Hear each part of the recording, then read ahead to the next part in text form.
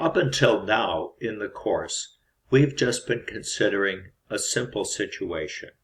A firm is producing just one good or one service, and it charges just a single price to all of its buyers.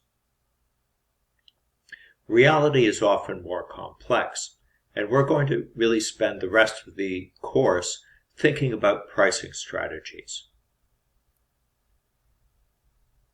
One price strategy is called price discrimination.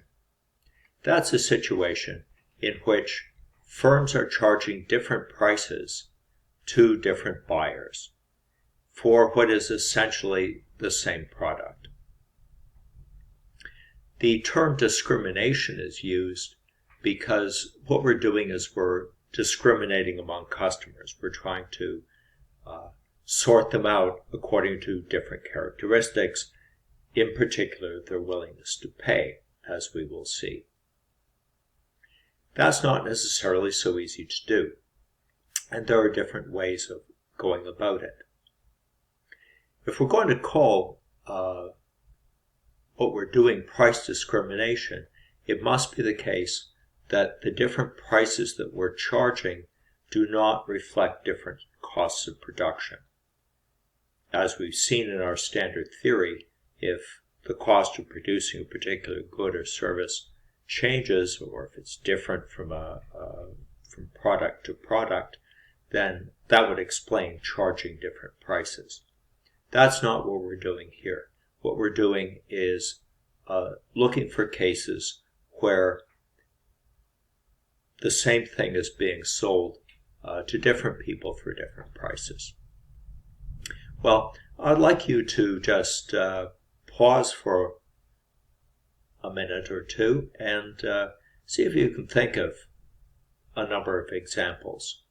I think once you start thinking, you will see that price discrimination is all around us. So just pause this and see if you can write down 4 or 5 examples, just as an exercise.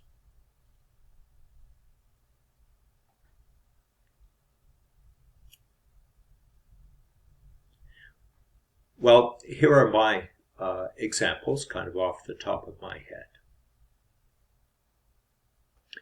One very common example of price discrimination is to give discounts to older people.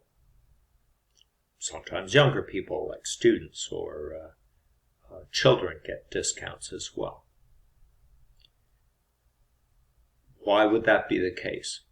Presumably, that's going to reflect, at least on average, a lower ability to pay and willingness to pay. Another rather common example is for new customers to get a lower price. That's probably something that you've seen many times. You go to a newspaper, for example, that's online, that has a paywall. It will offer a low price for the first 24 weeks or something like that, and then after that time the price increases.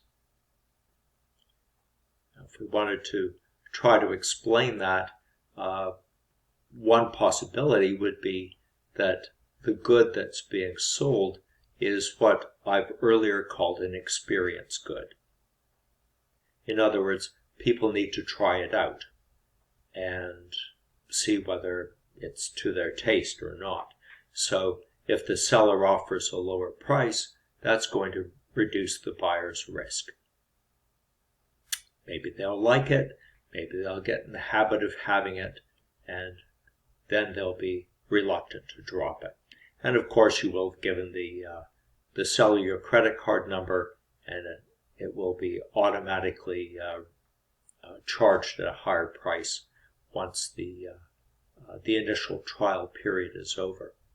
And if you think of the psychology of that, people often just let these things go. Another thing that's often seen is discount coupons. So people who are very price sensitive are going to perhaps take the time to search out discounts on things. Maybe they'll clip a coupon out of a flyer and take it to the store and get 50 cents off on a can of beans or something like that. And those customers who are not price sensitive are not going to bother doing that. So effectively what you're doing is offering different prices to different people in that way.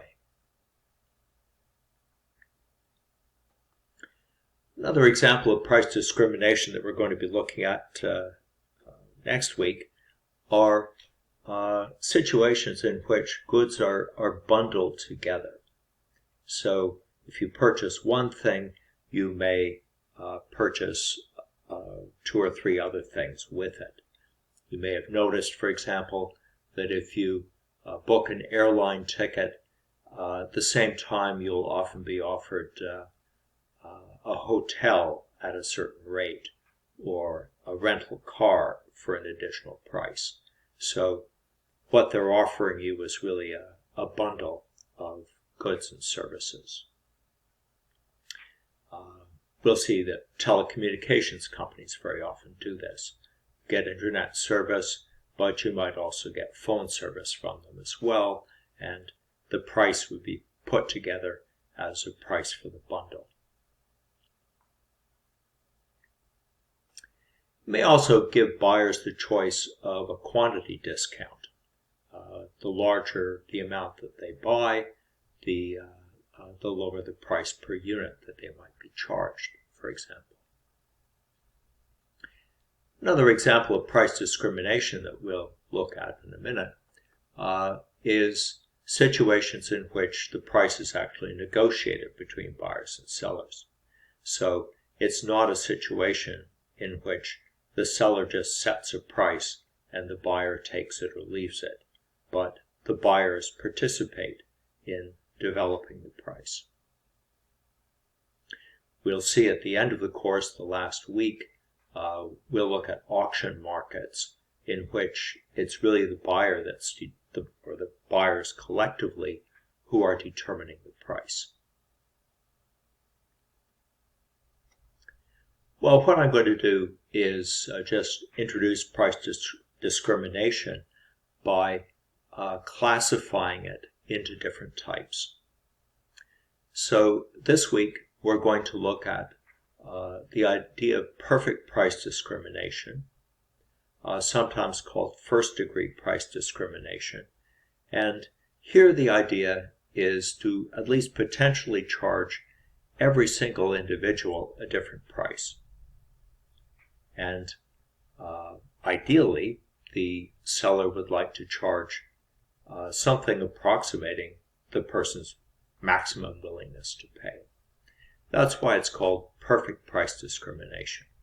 You might be able to perfectly discriminate between individual buyers. Next week, we're going to explore indirect price discrimination, sometimes called second-degree price discrimination, but I think indirect is maybe a little bit more descriptive. So here the idea is you give people choices. You don't know who's price sensitive and who isn't, but you let them make a choice and then they reveal whether they're more price sensitive or not. So to go back to my earlier example, the price sensitive ones will search out the discounts and clip out the coupons and all that stuff. Another way of carrying out price discrimination is called direct price discrimination, or third-degree price discrimination. So here we separate or we discriminate among the buyers based on characteristics that we can observe. So can you show me your student identification card? And if you can, then you'll get a discount. Or if you can show that you're over the age of 65, then you will be able to rent a hotel room for less, and so on.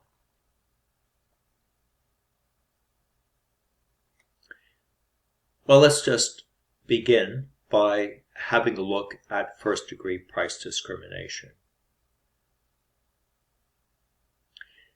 So the idea here is that, just to remind you of the basic fact, whenever buyers and sellers get together, I've explained that there's a mutual benefit that each one gets. And the seller, as we've seen, gets some profit contribution, hopefully, through the transaction. And the larger that profit contribution is, the larger is the firm's profit going to be, all else equal. On the buyer's side, I'll just call the buyer the consumer here, although the buyer could be a business firm as well. But let's just think of the consumer case. The consumer is going to get a benefit that we're going to term consumer surplus. So let's just think about that a little bit.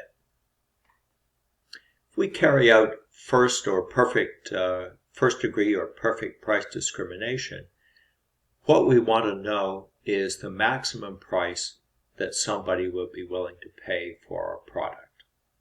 So our buyers have different characteristics. They have different preferences about the good or the service that we're selling. They've got different incomes or abilities to pay. They may even have different alternatives in terms of the substitute products that are available to them. So given what they know, ideally the firm would like to know what's the maximum price somebody would be willing to pay. And the idea is that if you can charge a price that is close to that, then you're going to maximize your profit contribution, and you're going to minimize the surplus that the buyer is going to get. The buyer is still going to purchase from you as long as they get some surplus. Well, obviously it's not going to be easy to figure out what that is, to put it mildly. Unlike the picture here, we don't have a crystal ball to be able to say what, of course, if anything, is going on in the person's head. So in the next set of slides, I'm going to consider perfect price discrimination in some detail.